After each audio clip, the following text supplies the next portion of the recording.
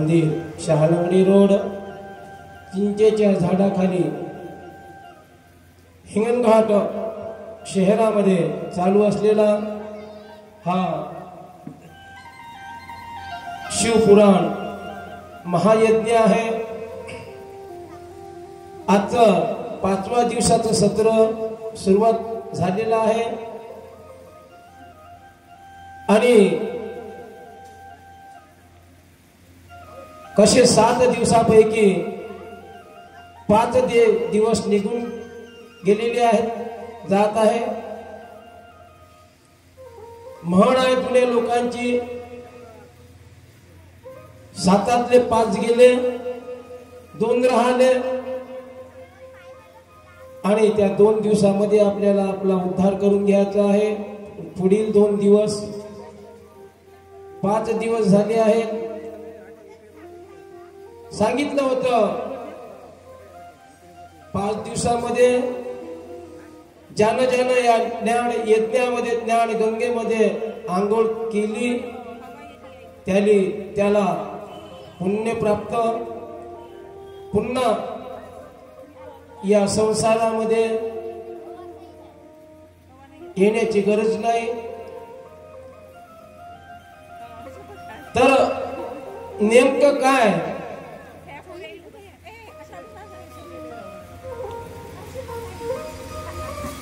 आपण उन्हाताणामध्ये इथं येऊन बसता।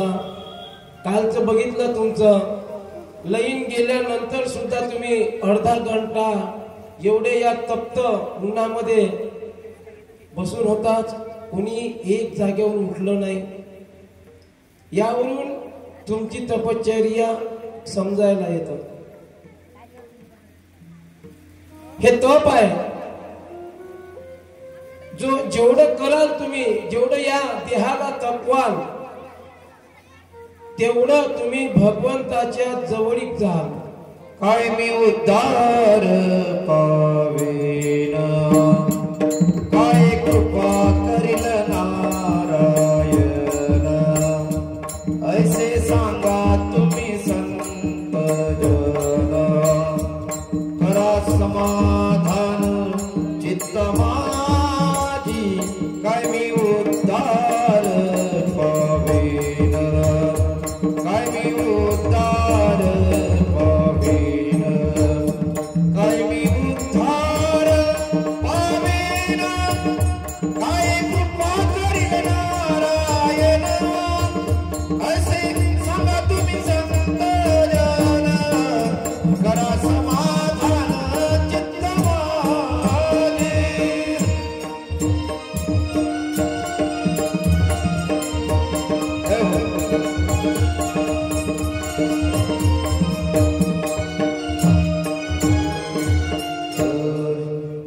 ऐसे सांगा संत जन, नाही का, करा समाधान चित्त माझे, करा समाधान चित्त माझे।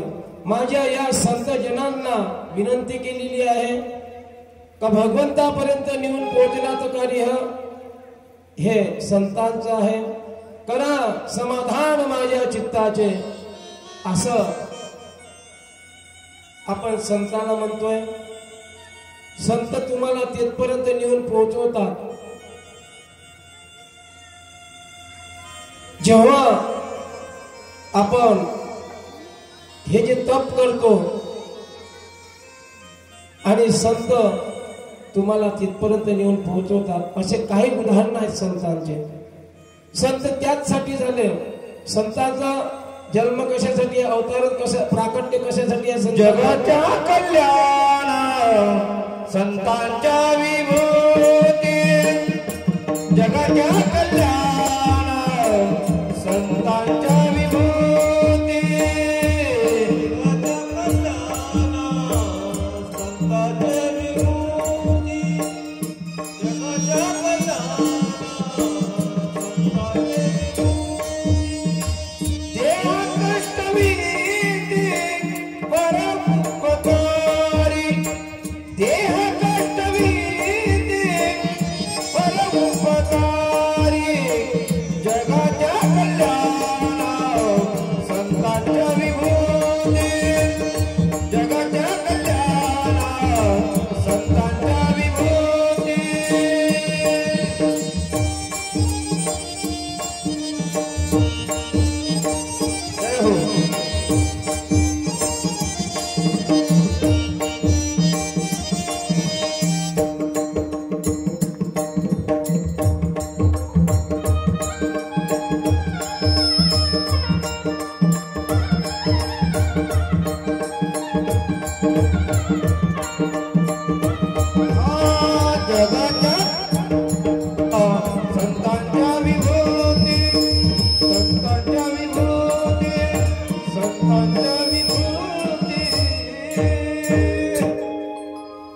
जगाच्या कल्याणा संतांच्या विभूती देहा कष्टविती परोपकार. हे संत जे येतात ज्यांचं प्रागट्य होतं ते कशासाठी येतात? कशासाठी? जगाच्या कल्याणा संतांच्या विभूती. जगाचं कल्याण करण्यासाठी ह्या विभूती आहेत आणि देह कष्टविती उपकार. दुसऱ्याच्या कल्याणासाठी आपला देह कष्टवितात. दुसऱ्याच्या कल्याणासाठी आपला देह कष्ट वितात, परंतु आपल्यासाठी ते झटतात. पण त्या संतांची आज समाजामध्ये किंमत नाही केली जात.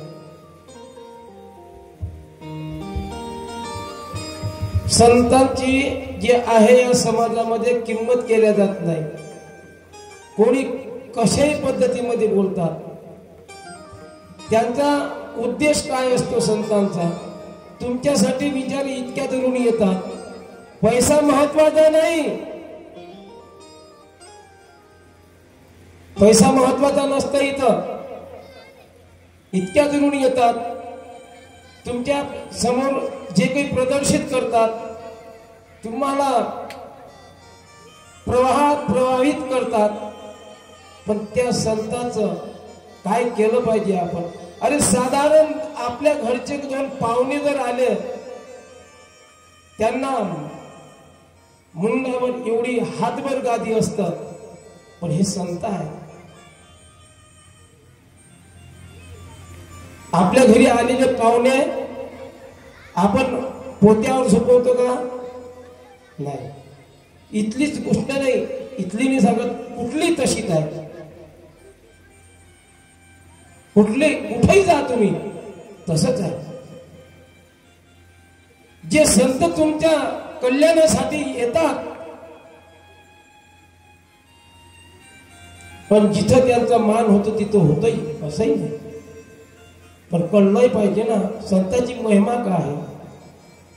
अरे आम्ही पूजितो संत, पूजा घेतो भगवंत. आम्ही संत किंकर संतांचे दास, संत पदवी नको आम्हास. पदवी घेत नाही, आम्हाला संतही म्हणू नका म्हणतात. हे संतांचं महत्व आहे. आम्ही पूजितो संत, पूजा घेतो. तुम्ही जर संतांचं पूजन केलं तर तो भगवंत पूजन घेतो. देवघरा आला आला, देवघरा आला.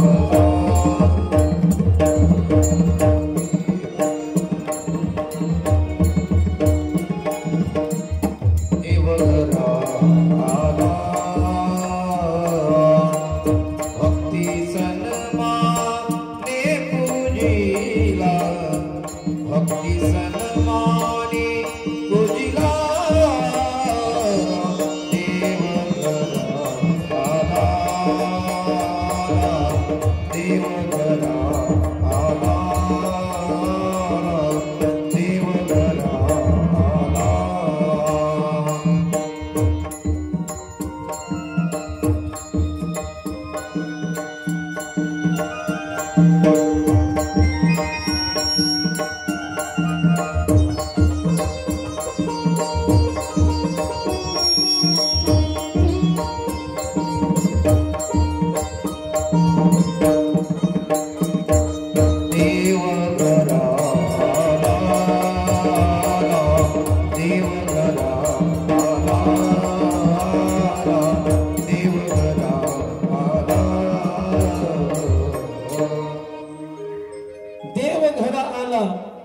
देव हे संत, देवापेक्षा संत मोठे आहेत.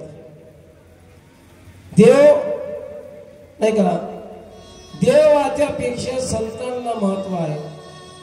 आज संत जर जगामध्ये जर नसते तर देव कळला नसता कोणाला. त्या देवाला कळवून देण्याचं जे कार्य करतात ते संत करतात. आणि म्हणून संतांचं पूजन पहिले झालं पाहिजे. कारण हे नाथ महाराज म्हणतात, काय म्हणतात, देव सारावे परते, संत पूजावे आरते. नाथ महाराज म्हणतात शांती ब्रह्म. देव एकदा नाथ महाराजांच्या घरी ज्यानं जे हे शांती ब्रह्म होते, नाथ महाराज शांती ब्रह्म आणि नामदेव महाराज भक्ती प्रेम मूर्ती आहे.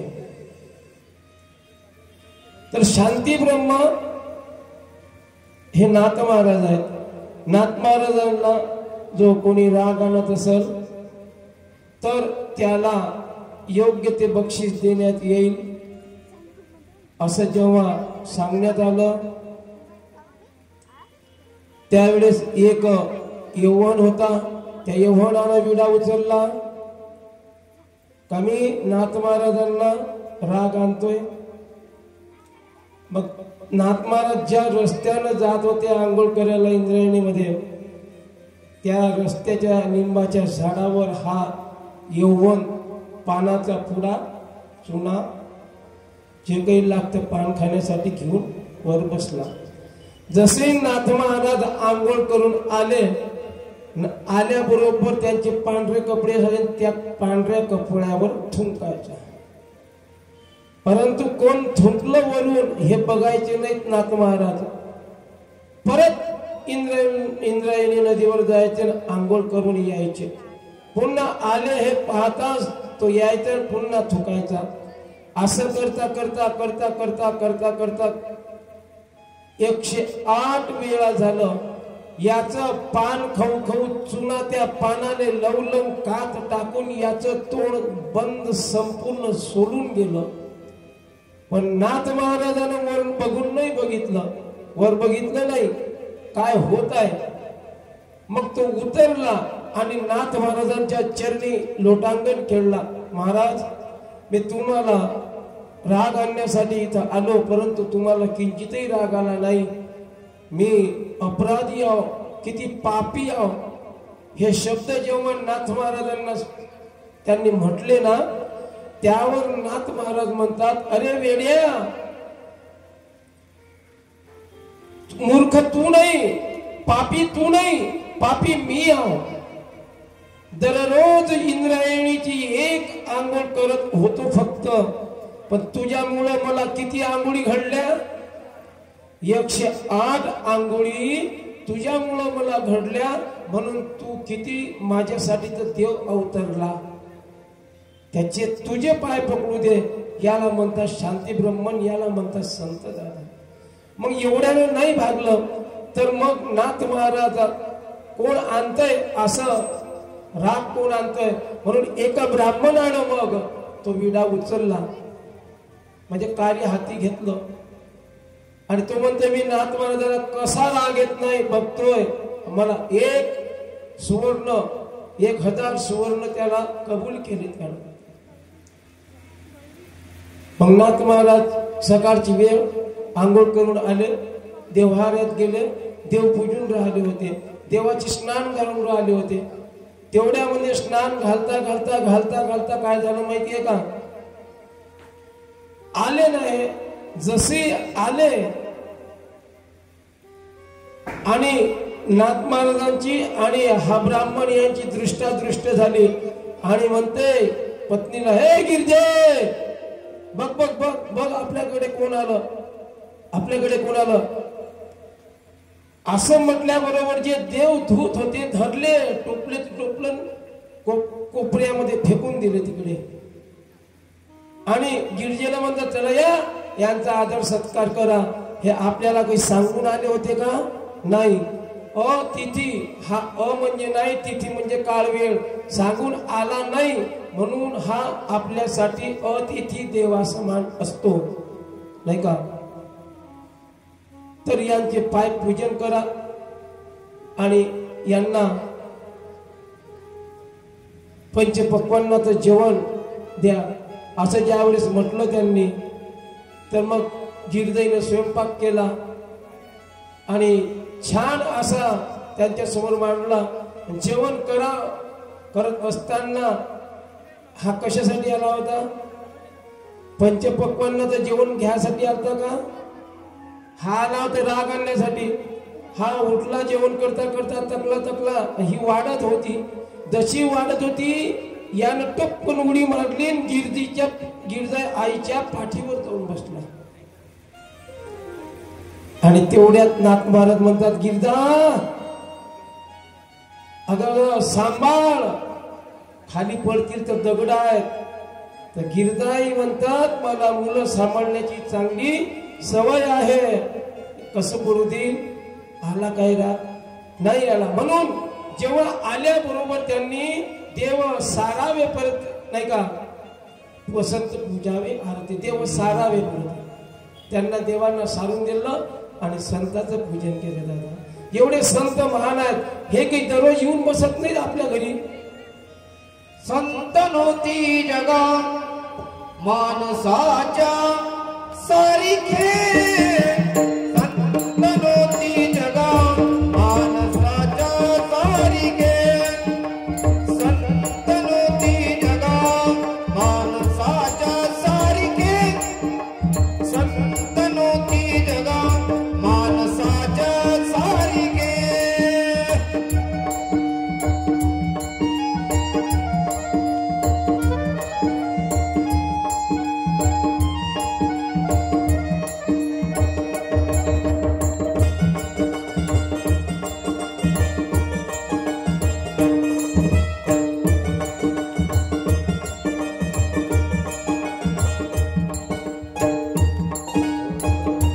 समुद्र नदी नोहे पैगा भाषण म्हणून लिंगा, समुद्र नदी नोहे पैगा भाषण म्हणून लिंगा.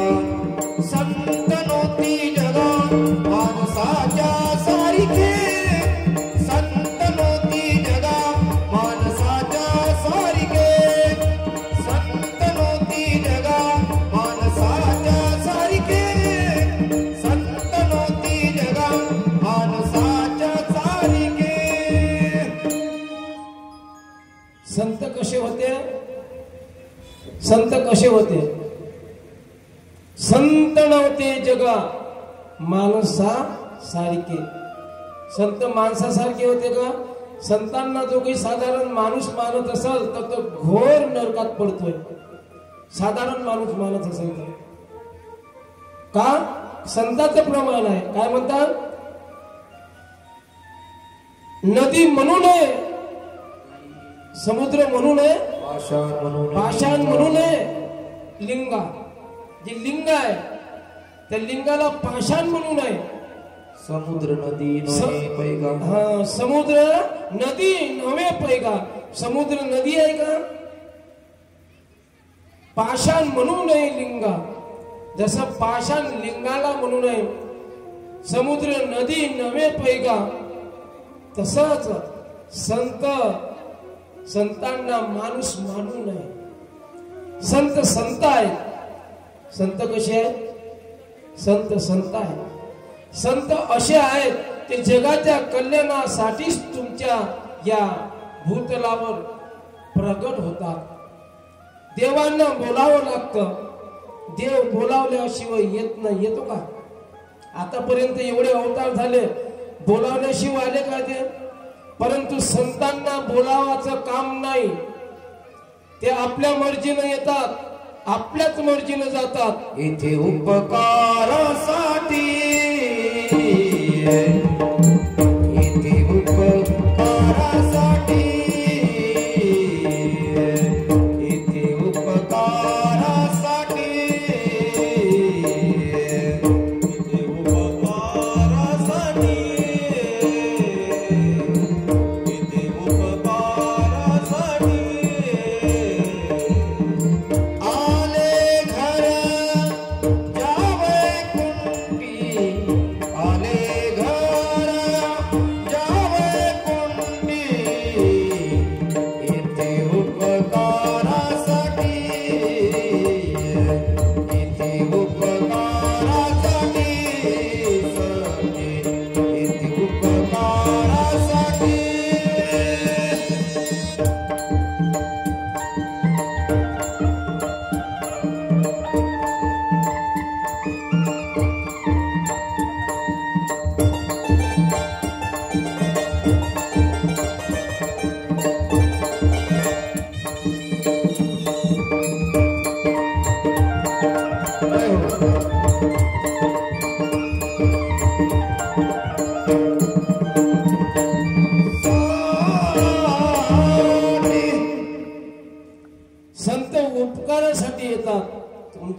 उपकार करतात,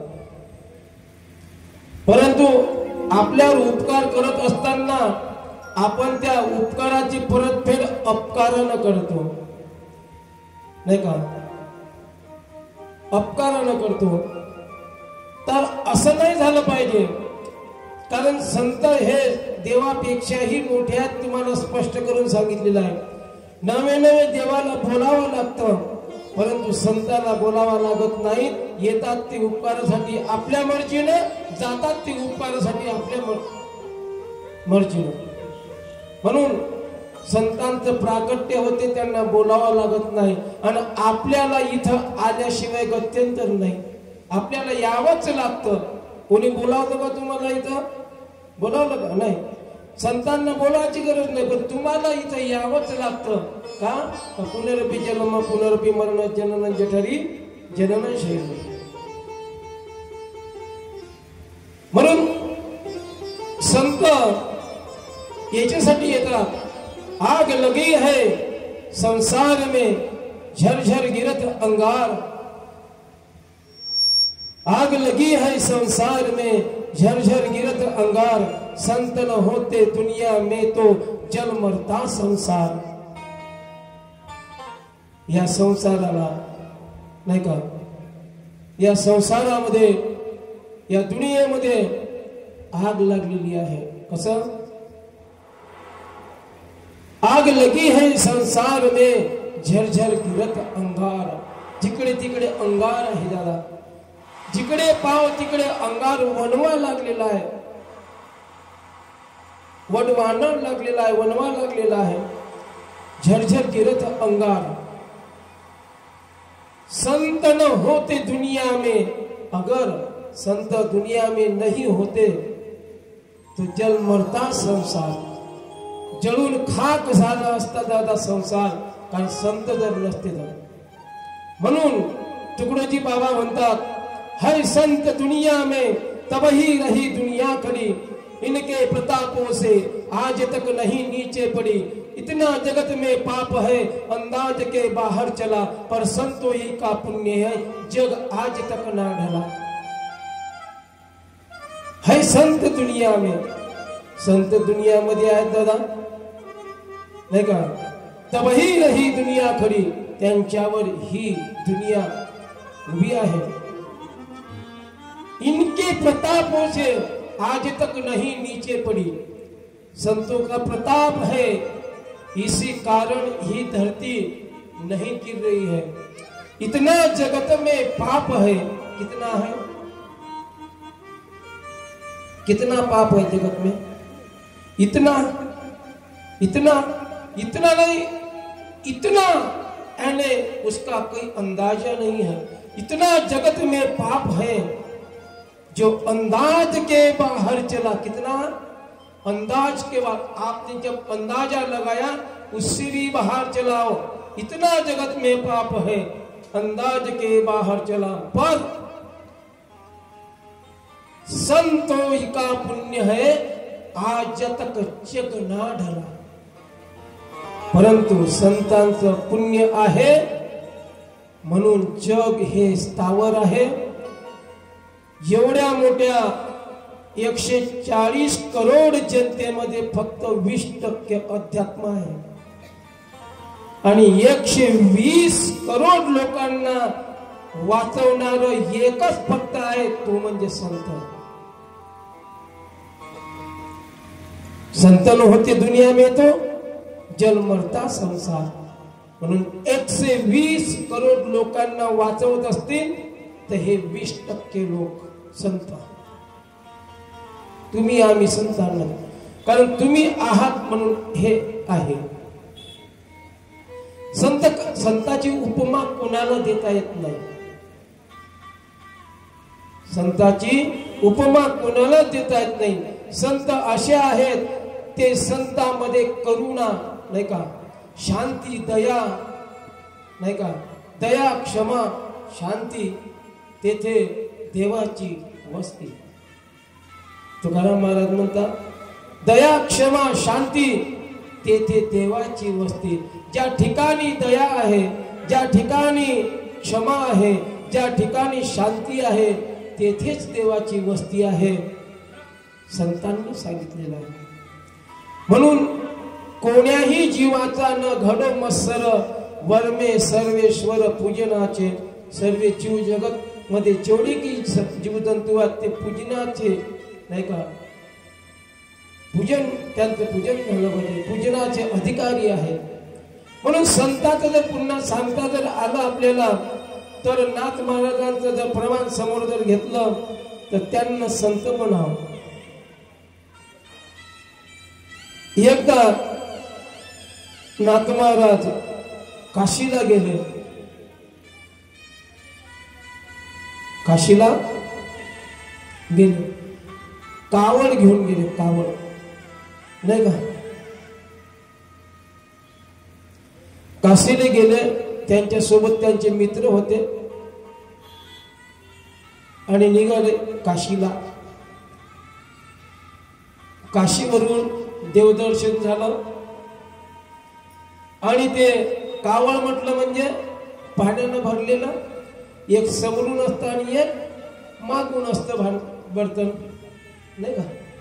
आणि ते कावड घेऊन चालले असतात आणि ते तिथं काशीला भरलेली आहे, दर्शन झालेलं आहे. परंतु अशी समज आहे का काशीचं जे तीर्थ आहे ते जोपर्यंत रामेश्वरम येथे नेत नाही तोपर्यंत काशी पूर्णतः घडत नाही. मग यांनी ते कावड भरली आणि निघाले. निघाल्यानंतर त्यांना एक मधामध्ये गाढव दिसला. ते एवढं पाण्यानं व्याकुळ झालं होतं, मरतो की काय अशा वेदना त्याला होऊन राहिल्या. आणि तेच नेमकं नाथ महाराजांच्या दृष्टीनं दिसलं. जसंही त्यांच्या दृष्टीनं दिसल्याबरोबर नाथ महाराजांनी जे सोबती होते ते सोडून दिले आणि ते आले कुठं, गाढवाजवळ. जे सर्व प्राण्यामध्ये निषिद्ध आहे गाढव, त्याच्याकडे आले. आपली कावड उतरवली, त्या कावडीतलं जे पाणी आहे ते गाढवाला पाजलं. कोणाला? गाढवाला पाणी पाजलं. आणि ते ब्राह्मण बाकीचे होते यांची सुट्टी, त्यांना शिव शिव शिव शिव शिव करायला लागले. अरे नाथ बाटला, ह्या गाढवाला हात लावला, नाथ बाटला, गाढवाला हात लावला, असं करून त्याची अवहेलना केली त्यांची. आणि त्यावेळेस असं झाल्यानंतर नाथ महाराजांनी सांगितलेलं ते निघून गेले. तुम्ही जा म्हणे, मला रामेश्वरम इथंच घडलं म्हणे. खरं रामेश्वरम, कारण का एक तहानलेल्या गाढवाला पाणी पाजणं, मरणातून वाचवणं म्हणजे हेच काशी आहे, हेच तीर्थ आहे, नाही का. हेच तीर्थ आहे. आणि एवढे ते शांतीचे पुजारी होते. त्यांनी कशामध्ये देव बघितला? गाढवात देव. तुम्हाला माणसात नाही दिसून राहिला काय म्हणा. त्यांनी कुठं बघितला? गाढवामध्ये. आणि आपल्याला माणसात नाही दिसून राहिला. मग यापेक्षा दुर्भाग्य कोणतं असेल आपलं? आपल्याला माणसातला देव दिसत नाही, त्यांना गाढवातला देव दिसला. याच्यापेक्षा दुर्भाग्य अधिक काय असेल आपलं, नाही का. नवे नवे हा पहिला दृष्टांत. त्याला दुसरा सांगतो याही पेक्षा, नाही का. आता नाथ महाराज दररोज आंघोळीला जात होते. आंघोळीला गेले.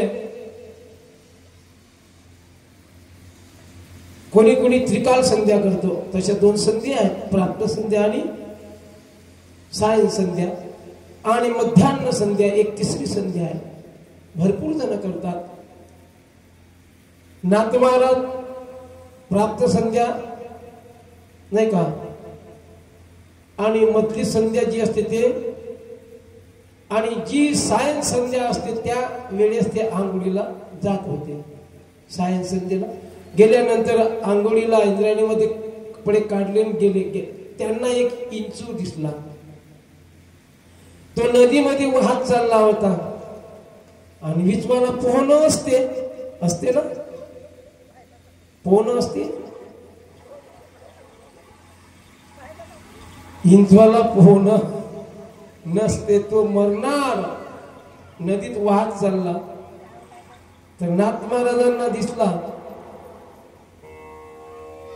कारण का कोणाचं दुःख पावले जात नाही. त्यांना दिसल्याबरोबर जळते हे जग न देखवे डोळा म्हणून कळवळा येत असेल, नाही का.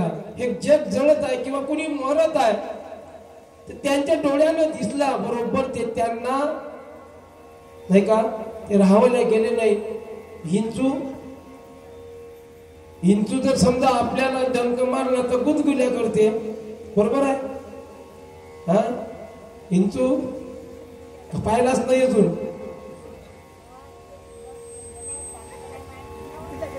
आम्ही त्याचा दणका सोसला म्हणून सांगत आहोत. अनुभवाची बोल सांगतो तुम्हाला. 2-2 हात उड्या मारत होतो मी.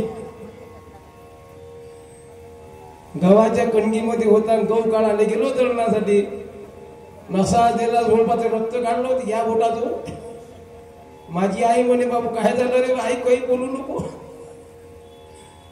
हे उड्या कोण मारून राहिलं बाबा, काय झालं म्हणे तुला. माझी आई तर दुसऱ्या तिच्यावर गेली होती काय झालं म्हणून. मग पाहिलं तर ते कोठीत जाऊन पाहिलं कणगीमध्ये तर ती दिसला चांगला भुरा होता.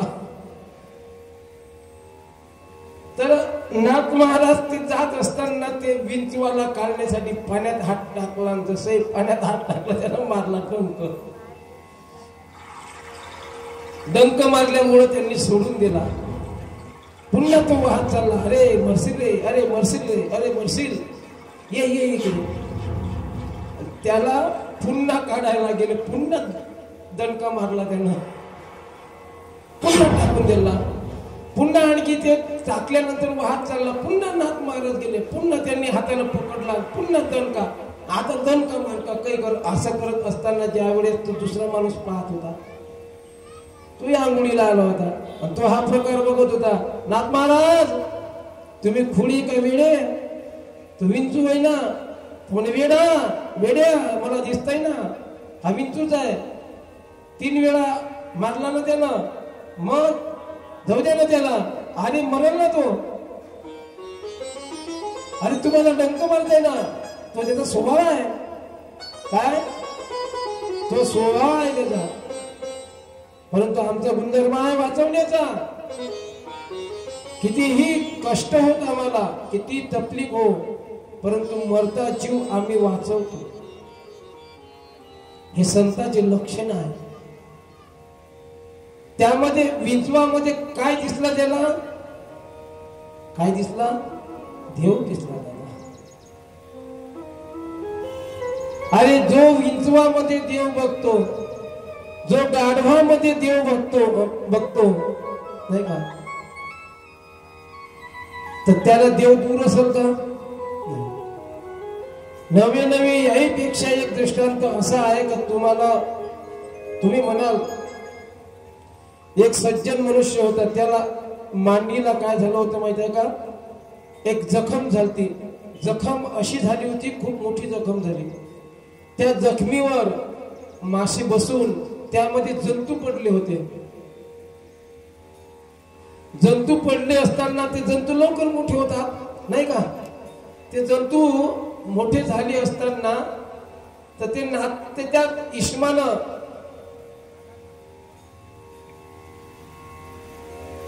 मरतील म्हणून दवाई नाही लावली त्याला. बघा, ते मरतील म्हणून दवाई लावली नाही, कोणताही प्रकारचा लेप नाही लावला. का, अरे हे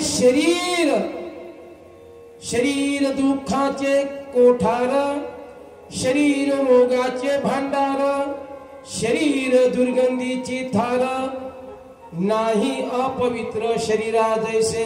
हे शरीर दुःखाचं कोठार आहे, हे शरीर रोगाचं भांडार आहे, हे शरीर नाही का. तर हे शरीर असं आहे, नाही अपवित्र शरीरात असं. या शरीरासारखं अपवित्र कोणतीच गोष्ट नाही. म्हणून याच्यावर पडलेले जंतू आहेत आणि हे शरीर कोणाच्या उपयोगात जर लागत असेल तर याच्यापेक्षा भाग्यवान कोणतं. त्यामधले जे मोठे मोठे झालेले जंतू खाली पडून रांगत होते, ते खालचे उचलून त्या जखमेवर टाकायचे.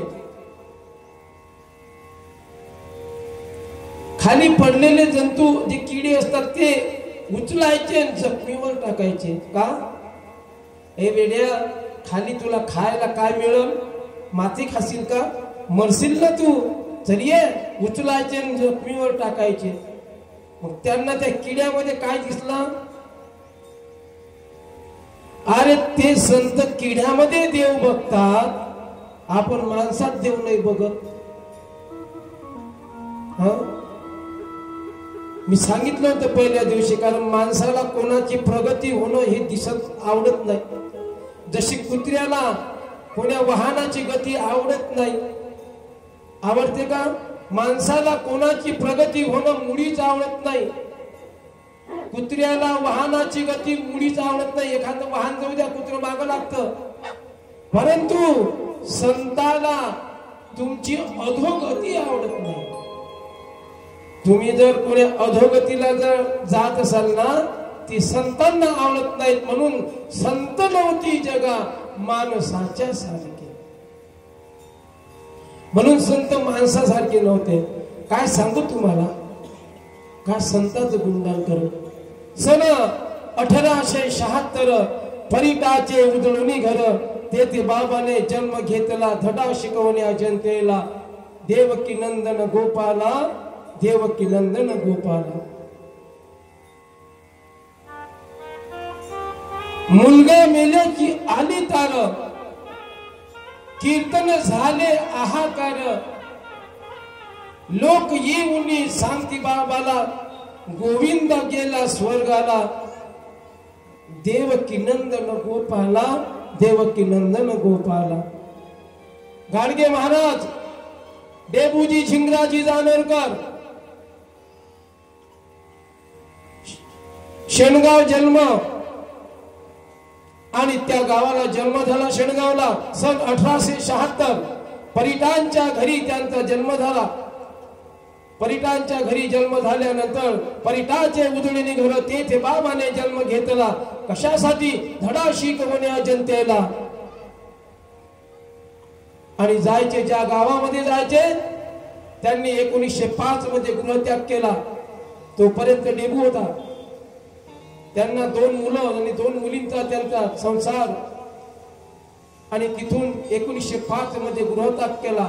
केल्यानंतर पहिल्यांदा जे त्यांनी कार्य केलं ते भवानी वेश दर्यापूर येथे मोठी तिथसा लाखो बकरे कापल्या जात होते. जाऊन तिथं म्हटलं, तिथं अजिबात बकरा कापाल तर ठीक, अजिबात बकरा कापायचा नाही. कापायचा असेल तर मला माझी मान उडवा.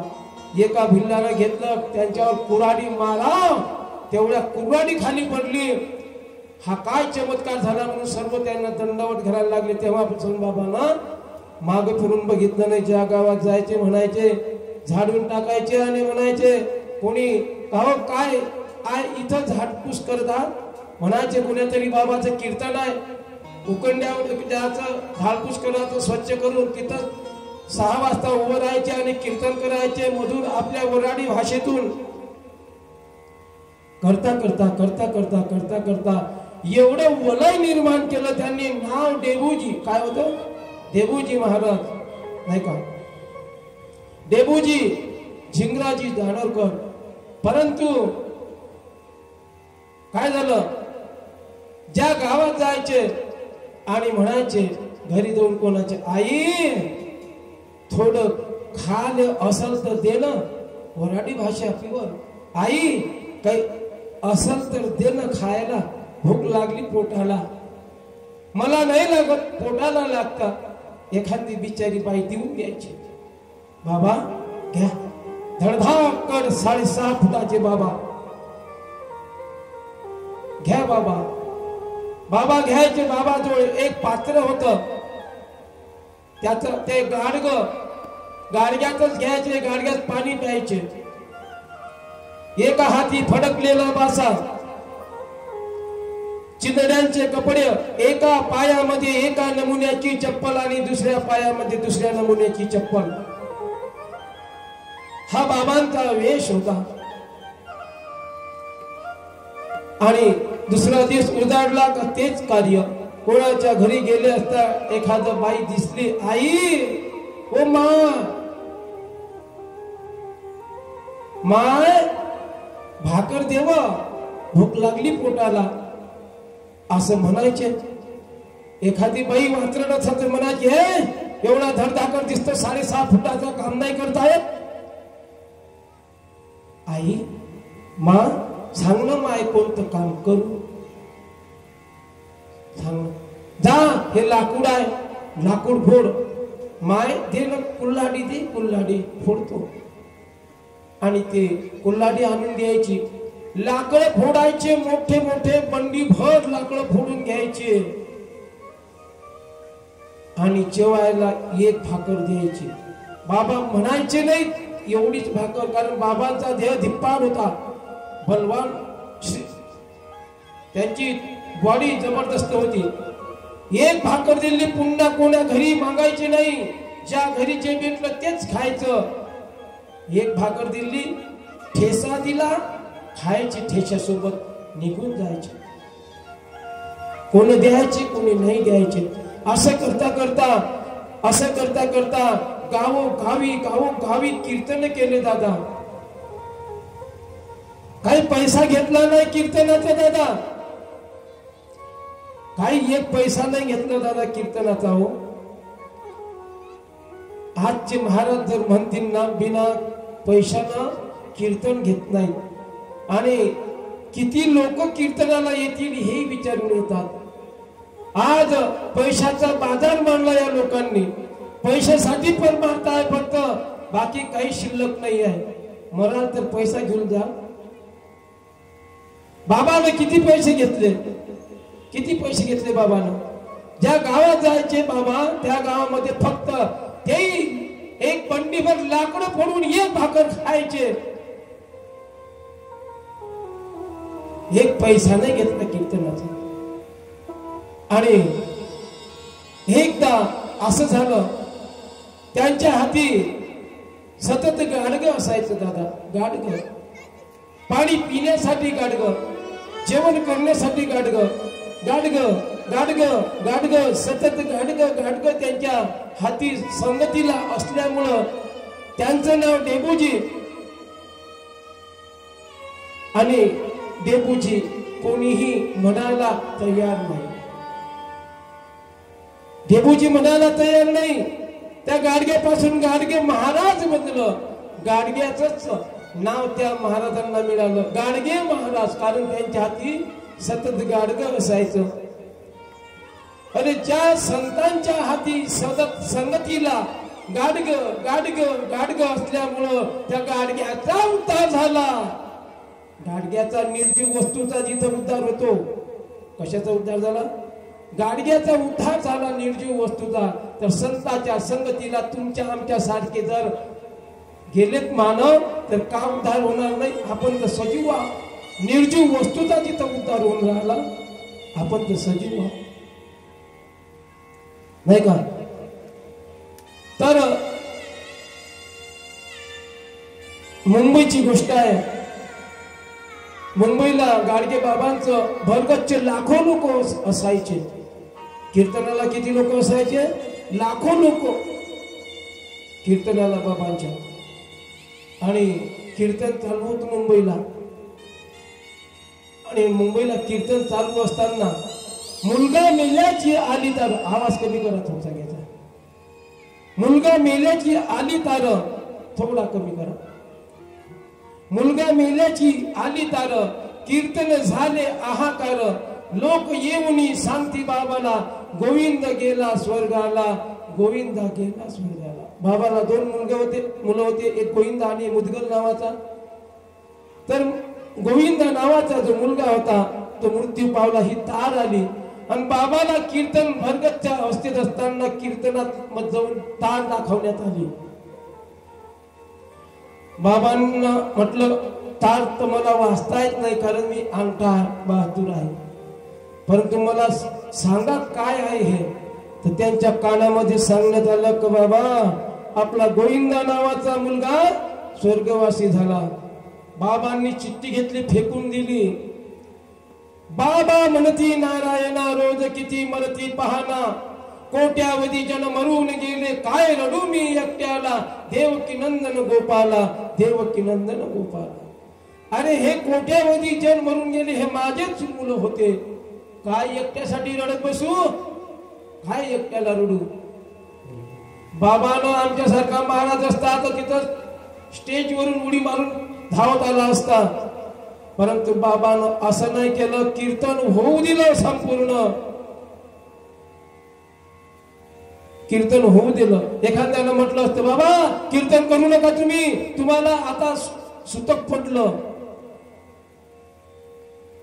म्हटलं असतं बाबा उतरा खाली, सुतक पडलं तुम्हाला, तुमचा मुलगा मेला. पण सत्य कार्यामध्ये सुतकाला जागा नाही, कशालाच जागा नाही, कारण ते पवित्र आहे, पवित्र आहे. बरोबर आहे ना, चुकीचं आहे का? तुमचा मुलगा मेल्यानंतर तुम्हाला सुतक जळलं ना, तुम्ही उतरा ना खाली, कारण नारदाची गादी आहे ना ती. पण नाही, अशा कार्यासाठी सुतकही पाळत नाही ना काहीच नाही. जगाच्या कल्याणा संतांच्या विभूती देह कष्टमिती म्हणून जगाच्या कल्याणासाठी जो निघाला ना त्याला सुतक आणि फुतक काही बांधत नाही. हे संत आहे. जे कारंजले गांजले त्यासी म्हणे दुआपुरे, जे कारंजले गांजले त्यासी म्हणे दुआपुरे, तुझी साधुवड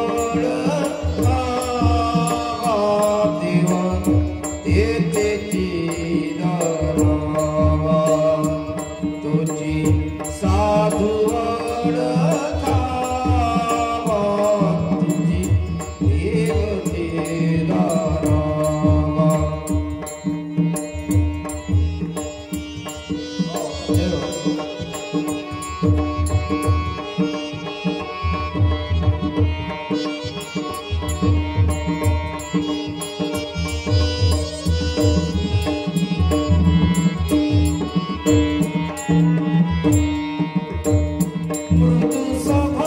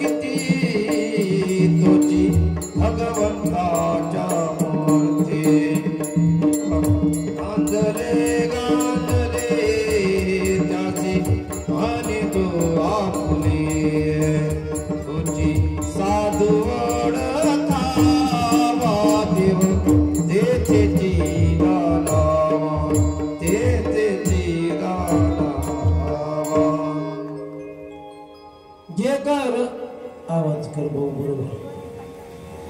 जे का पहिल्यांदा बाबांना मस्त लावून दिला होता, जे का रंजिले गांजिले त्याशी म्हणी तो आपुले, तोची साधू ओळखावा देव तेथेची जाणावा. दया करणे पुत्रासी तेची दासा आणि दासी, त्याची अपंगित नाही त्याची धराई तो हृदयी. जो रंजला आहे, जो गांजला आहे, जो संत त्याला आपलं मानत असत नाही का, तर ते संत आहेत नाही का, ते संत आहेत. आणि संत हे कधीही कोणाचा भेदभाव करत नाही. संत संत आहेत, सर्वावर कृपा दृष्टी ठेवतात ते. परंतु आम्ही असे आहोत आजच्या आता तसं जर बघितलं तर संत नेमकं म्हणा कोणाले हाही प्रश्नच आहे नाही का, म्हणा कोणाला हाही प्रश्नच आहे. चला आपण आता इकडे नव्हतो, इकडे फिरू नये आपण.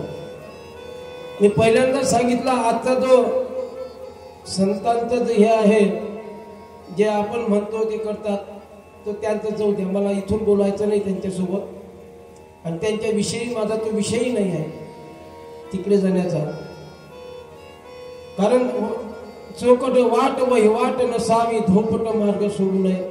अशा काट्या कोट्याने गेल्यापेक्षा संत अनंत फंदी सांगतात का धोपट मार्ग सोडू नका. बाकी कोण काय करते त्यांच्याकडे बघू नका, पण आपला धोपट मार्ग सोडू नका. तर असे संत आहेत ते सदियोमध्ये कधी कधीच येतात, स्वतःच्या मतानं जातात. आपली